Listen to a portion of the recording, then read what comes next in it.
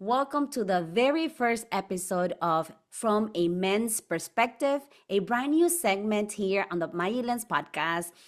And I am super excited because this space was created to explore the powerful and sometimes overlooked ways men navigate confidence, vulnerability, healing, and leadership. I've had countless conversations with women about this theme, but I've always been curious about how men experience them and how we can learn from each other. Over the years, I started noticing how differently men and women express themselves, especially when it comes to confidence, asking for what we want, and owning our stories unapologetically. From a man's perspective, it's about exploring those differences through open, honest conversations by hearing how men experience personal growth and vulnerability and self expression.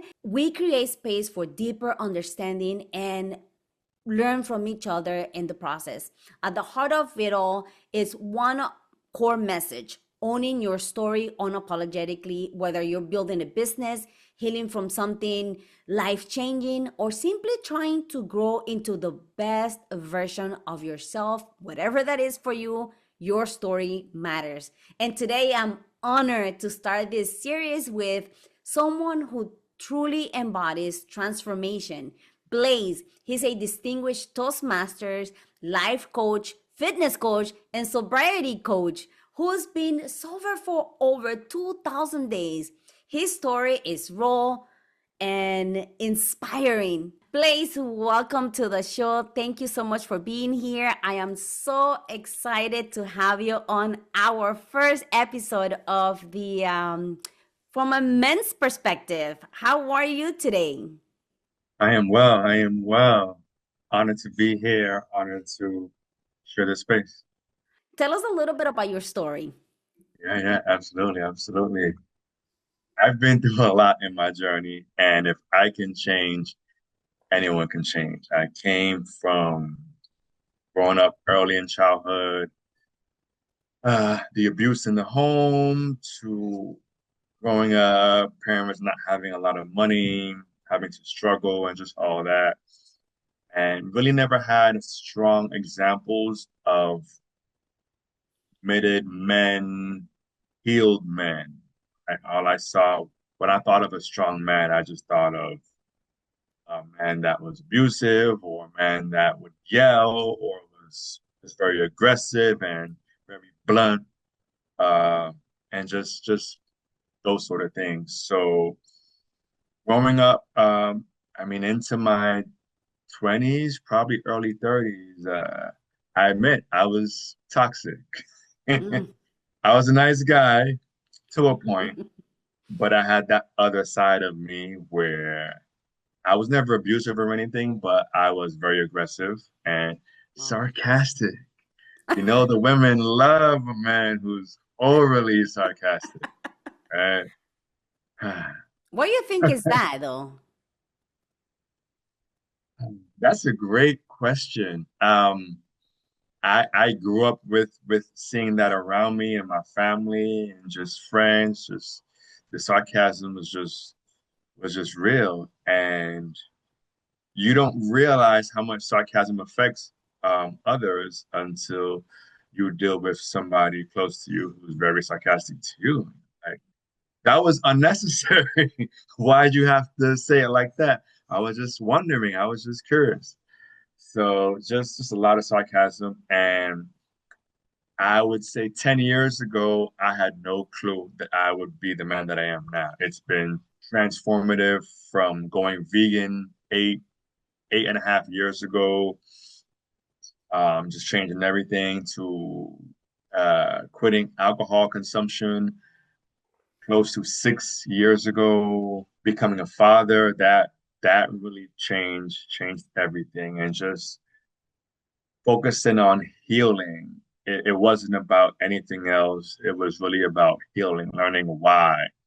Why do I see relationships this way? Why do I see love this way? Why do I have trust issues? Why am I afraid of this? Why do I have this anxiety? Like, why? Like, where does that come from? So lots of deep diving healing from past life regression sessions to just learning what happened in my past, what happened in past lives, why I was wired that way. So long journey. Yeah, I'm not too much into the past life. I've listened to law of attraction, the law of the energy, what we emit. But how is that like? Is this something that you use with your clients as well when you're coaching, or?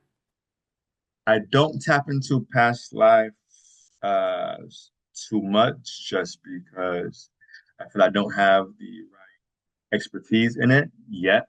Who knows what the future holds? But I will say that it was it wasn't what I expected.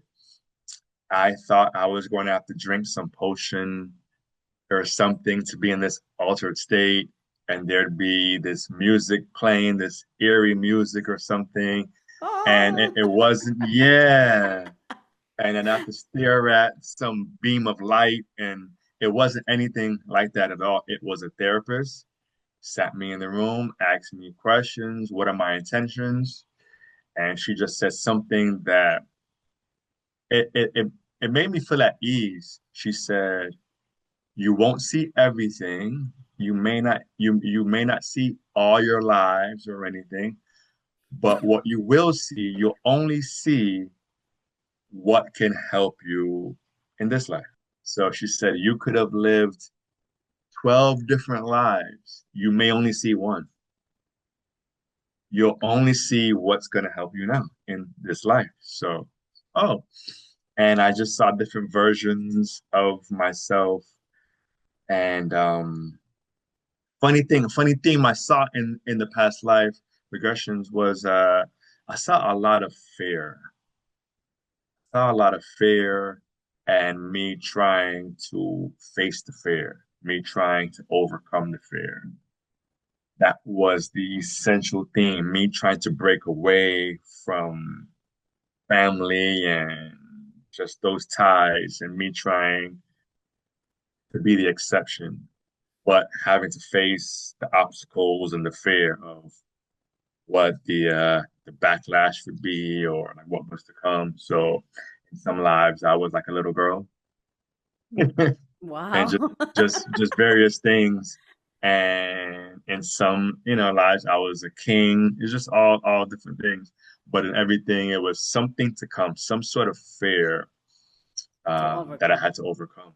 And that Mm. seemed But when you say like you were like a little girl, is it that conception of or that thinking that girls, like they're vulnerable, they cry, what was it? no. I think for me it was eye-opening because in my practice, from life coaching to fitness, 97% of my clientele are women. Mm. I didn't choose it that way. Maybe in my 20s, I thought I chose it that way. Like, yeah, I attracted women. But no, that's just been my base. It's just been women. So seeing myself in the eyes of a woman, a wife, a little girl, it kind of made sense. Like, no wonder I resonate with women as as a coach, as a fitness trainer, as an instructor. Many times where they're unofficial therapists, so they dump their problems, they vent. So from 26, I was hearing marriage problems from my clients, and it's like, I don't know, but over time, they just felt inclined to share. So I've been able to just see like their perspective on things, which was very eye-opening to me when I began to take my relationship seriously and actually heal and do the work. I was like, these are some of the things that they think about. These are some of the things, these are the common themes that go on in relationships. So, It's funny because usually, women are tend to open up like right away when it comes to, our stories, our problems, or should I say, many of us are mhm. very open to say what we need to say inside of us. I guess than men. So going back to my original thinking about this segment, and I love that you brought that up about women opening up, and like a big percentage of your clientele as being women. What do you think is the biggest difference between how we as women, men and women, express with confidence?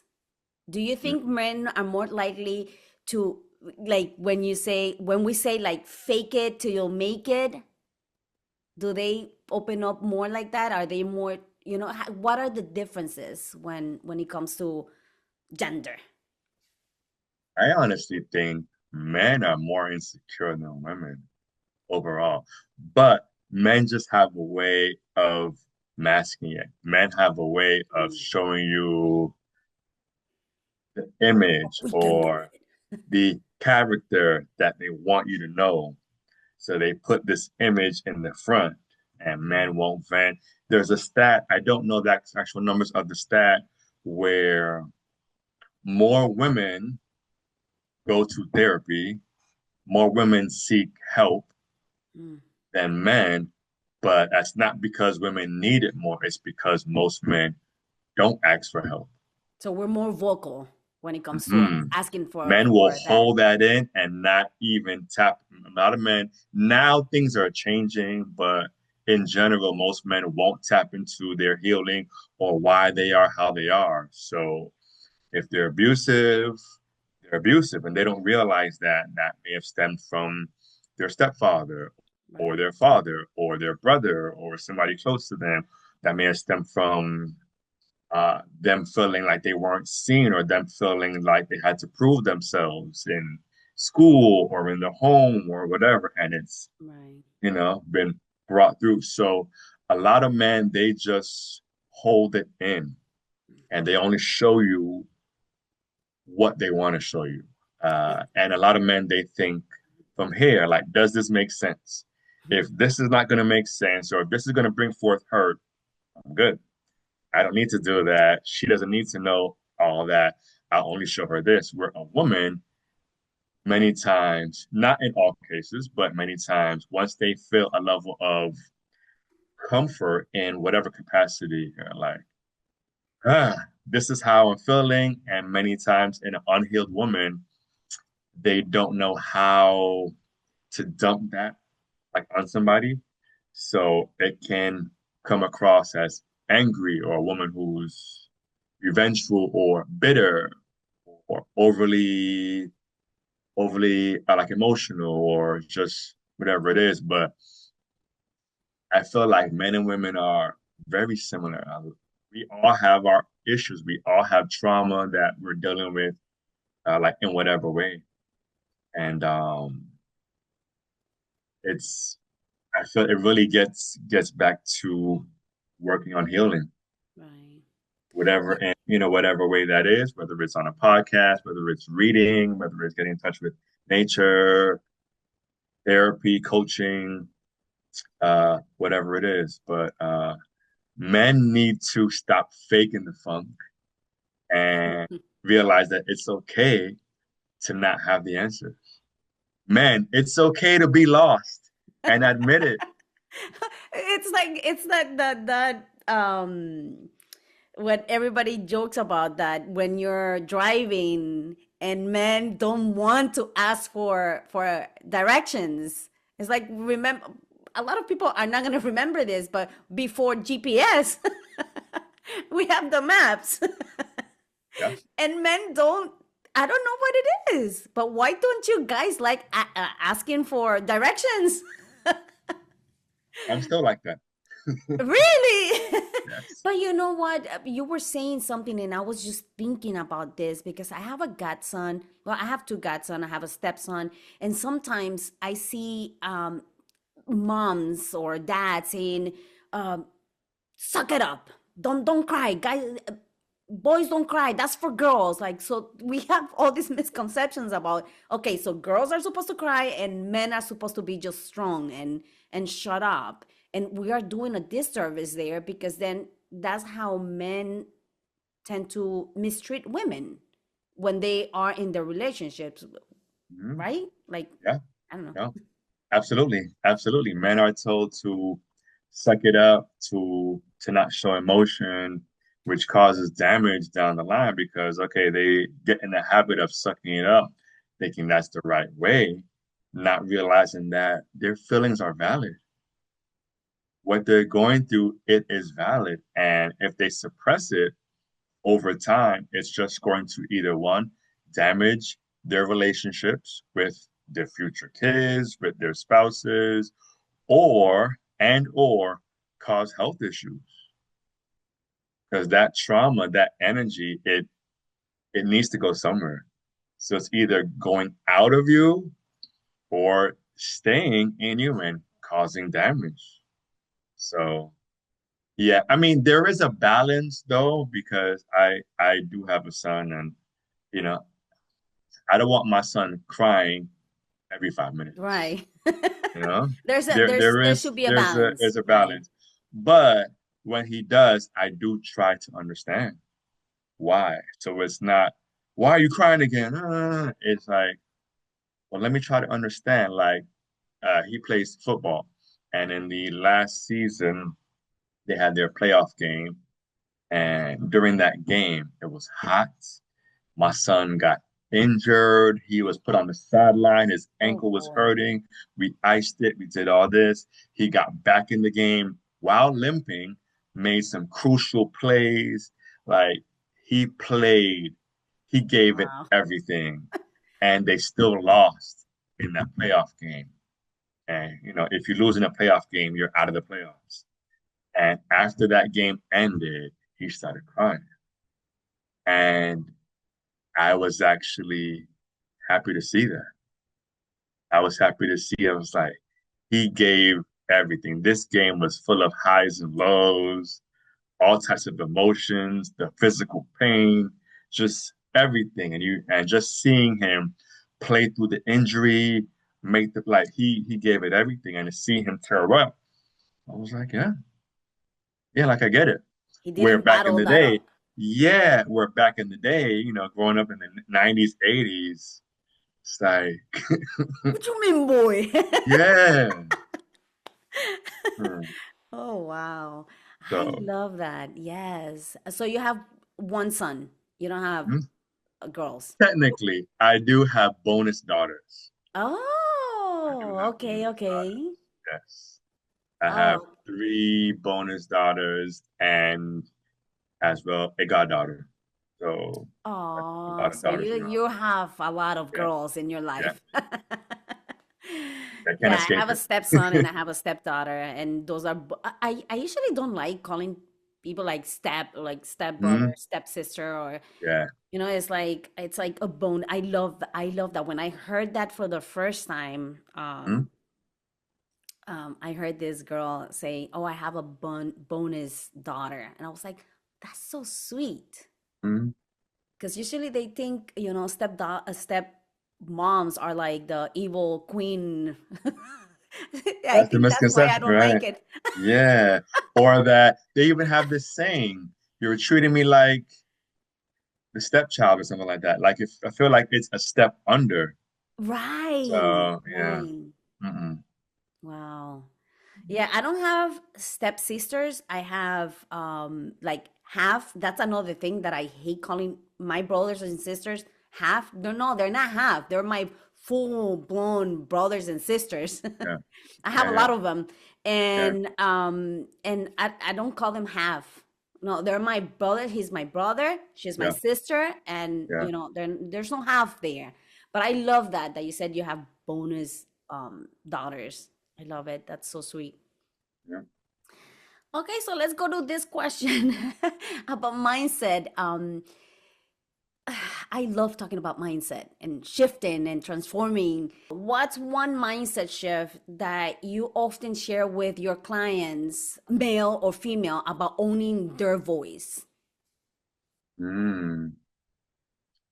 One important thing that I share with my clients is that we all have a story, and that owning up to their story, accepting their story, not living in the shadows of their story, but accepting their story, utilizing that story, healing in the midst of that. And then it doesn't stop there. The next piece is to being able to share your story, because people can somewhat heal from their past, but it's another thing to actually have the courage to open up and share. That's a whole nother. And I tell them that there are people that you haven't even met yet that are waiting on your transformation, who are going to benefit and heal from you sharing your story. So they're waiting on you in your current journey, in the upward climb and the battle and the struggle. 3 years from now, 6 months from now, 12 years from now, there are people that currently you haven't even met, but who are going to benefit from you sharing your story. Yeah, I love So that. that's major. Yeah, through conversations, yeah, and this is with women. So what I'm thinking is that sometimes women tend to overshare. And what I often tell them is like, you don't have to go on, you don't have to tell the every detail from the day you were born until the time that you go to bed with your husband, and every details that you do or whatever, you know. It's like, no, you tell a version of your story and how you have grown throughout the years, or, you know, like, is this oversharing on, let's say, Facebook and social media. Do men go through this as well? Like, with that thinking, I think men don't overshare. They like stay a little more within their, you know, I don't know if it's within boundaries or going back to the vulnerability that you were talking Yeah, about. yeah, yeah. I feel men overthink, but they don't overshare. Men overthink. They dwell on things from the past. They're Mm. counting on revenge. They're holding on to grudges. They analyze. Men overthink. They just don't admit it because they don't overshare. They only share pieces. Where women, but see, that's what I grew up with. I grew up with friends, with homegirls, with my mom, aunts, that they would call me and they would want to tell me something. And it would be a 15-minute lead up to what they were going to tell me. And I'm there. I really feel this could have been a text message.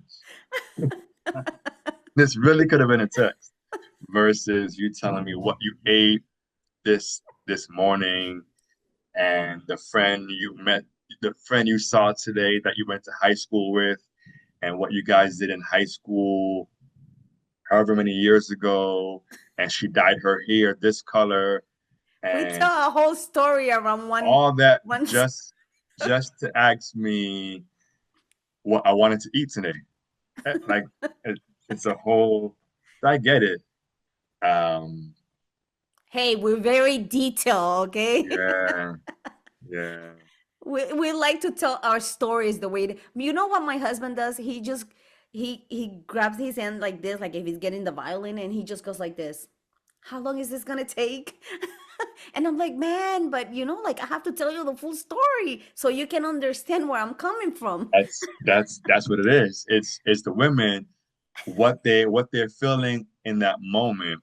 They want the person, the listener, to share that same experience. So they go through the fullness of that story. But the issue is, a lot of men, they'll never grasp that full emotion. So even if your story takes 2 minutes or 25 minutes, at the end, most men, after A little you piece. you share all this, they have the same response. Oh, okay. Oh, cool.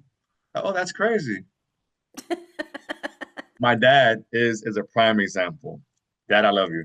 I when in the past when I was young, when I would give him cards, right, for his birthday or Father's Day.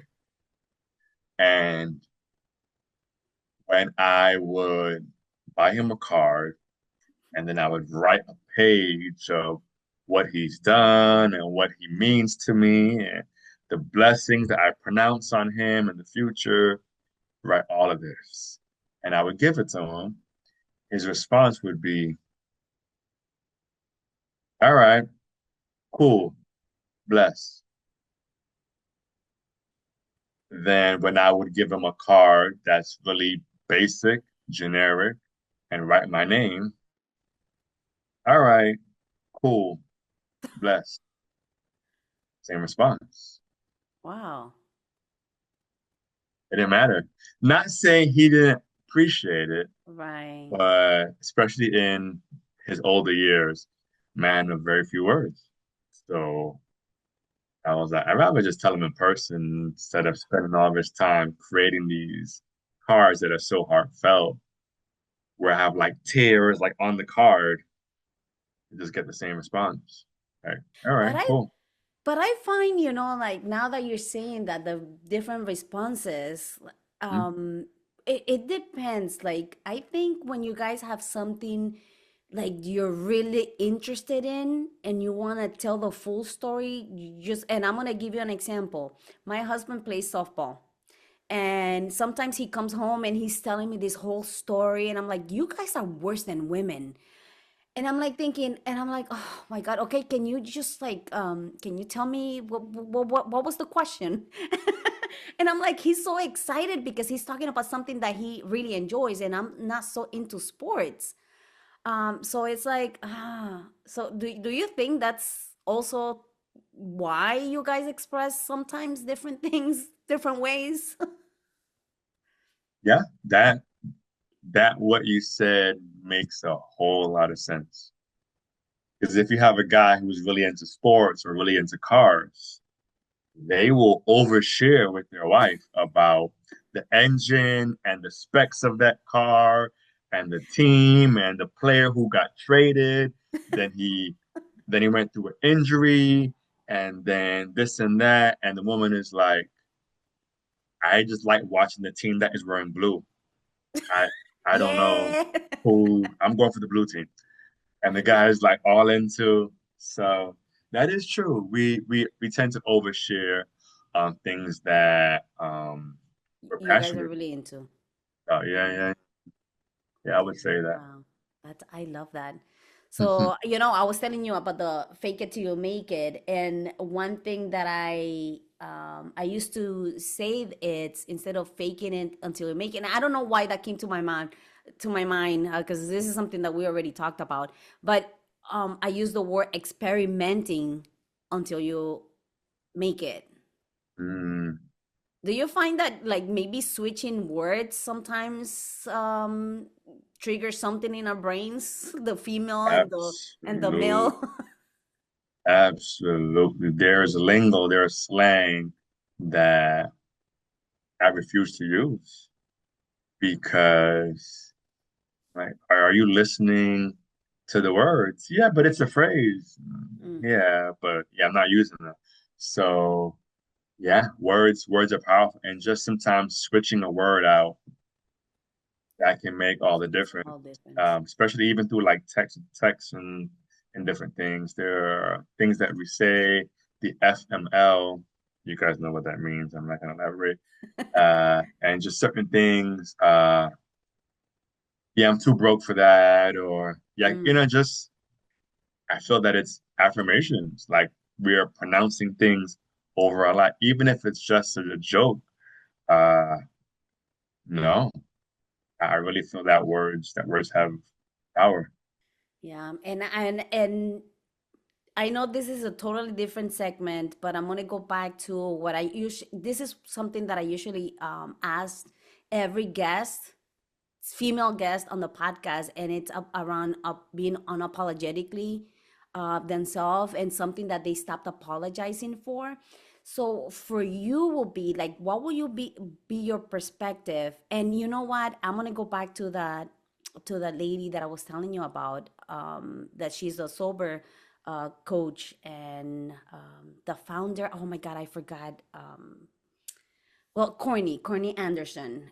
She was early on my episodes when I started the podcast, and she said something that always stayed with me. And it was this, and maybe I'm gonna paraphrase, but she said, alcohol is the only drug that you have to apologize for not taking or for not doing. Mm, Where will you stand on that? Like, mm. do you think, do men go through the same thing when they're going alcohol free, like the societal expectations of men?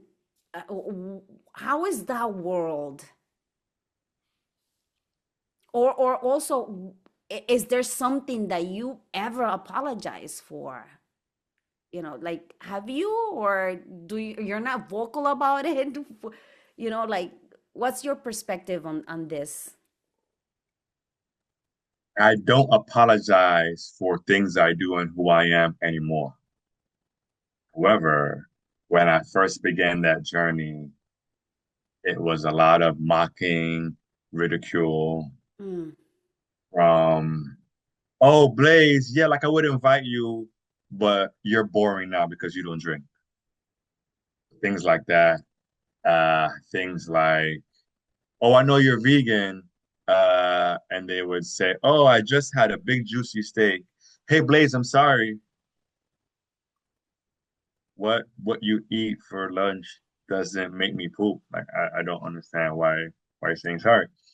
So I got ridiculed a whole lot. Again, being vegan. What are we gonna eat for lunch or whatever? Oh, Blaze, oh you're hungry, right? Well, just go outside and just go eat some grass. Oh my Or just go eat some gosh. ice cubes. Or and I'm like, we're not in middle school, yeah. Like we're adults here. So yeah, so I used to feel I went through a lot transitioning to no longer drinking and then even transitioning to no longer eating meat. I got mocked a lot. I got made fun of a lot from adults, a lot from my own family. Not all my family, but there were some people in my family. So I went through a lot. So, but I've learned that in school, elementary school, middle school, high school, probably even college, we are taught or we are conditioned to fit in. Mm-hmm. Find your people, find your crowd, find your club, and fit in. And in my adult years, I realized that me being different, that was my superpower. And Right. just being able to embrace that I'm the only one in this room who doesn't do that and being totally fine with that. I'm the only one in this room who looks like this and being totally fine with that. I stand out. So now I look at it different. Like they may not remember everybody in this room. They'll remember me though. Mm. From my presence, from what I said, from what I I stood for. They'll remember me. So that's really what I use. It's like I'm not here to blend in. I can't carry out my purpose and change lives if I'm blending in like ants. No, in the midst of ants, I gotta be the beetle, you know? I have to be different. So I feel like that's the power. So many people carry on that taught mentality that they have to fit in. That's how you feel safe. That's how you feel loved by finding your crowd and fitting in. And it's like, what if you were to go rogue, go a whole different path by yourself, and then people start following you as your leader? Right. I love that. You said so many things here, and I'm like, wait a second. Okay, wait. I just did. It's funny because I just did an episode of finding community, and I was talking about Toastmasters, and like I was saying, find your people. But what I meant by finding your people also, it's like, find like-minded people that you can grow with, like where you can mess up and they're gonna celebrate you and they're gonna lift you up, and and not that you're gonna go and blend in. Because I remember, like, my whole life, like, people think I'm too much, I'm too loud. I was never too loud. Like, now I'm a little loud. But I was like a little too much. Like, I'm curious, and I love that. And I love when you said that you're here when you know your purpose. You know what, you're here to not stand down and be like, oh, I'm here, I arrived, I'm the best. But you're here on purpose, and you're here to serve somebody that Mhm. you're going to help with your message. I love that. And what So you said too, so I don't want people to feel like exactly that I have grown to this point where I'm better than everybody. So it's being able to go left and be different and help lead people, but also how we grow is finding like-minded people. So it's sometimes removing yourself from your current group right. that may not understand where you're going now, may not understand your healing journey, who may laugh at you and to mock you, and then elevating, going the other way, sometimes by yourself, until you attract those like-minded people who can help to elevate you. So we need people, yeah. Don't think I'm Yeah. saying catch it by yourself. We do need people, but sometimes you do have to leave your current Right. surroundings in order. Yeah, I knew where you were coming from, and I love that because we kind of have like the same mindset there. So it's beautiful to see how, we might think a little different, but we all have, like, a purpose, and it's to Yeah. serve, to serve other people, and grow along the way. Because when you're like, okay, that's it, I'm done. I'm, like, I learned everything that I was here to learn, and now, like, I can just sit back and relax. You're done. You're done when you think that way, because there's always something to learn. Yeah.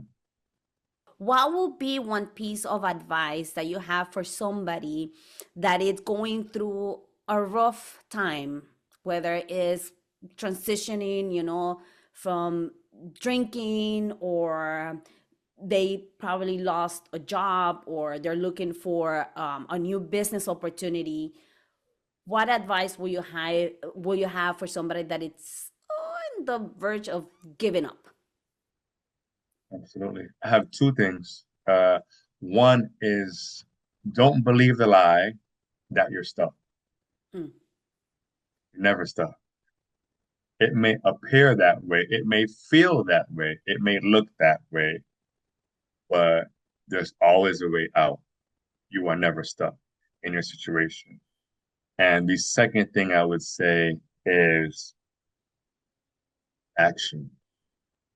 You don't need to know the first 10 steps all mapped out. You don't need to have the idea to create your business and then be able to write down 40 steps to create your business.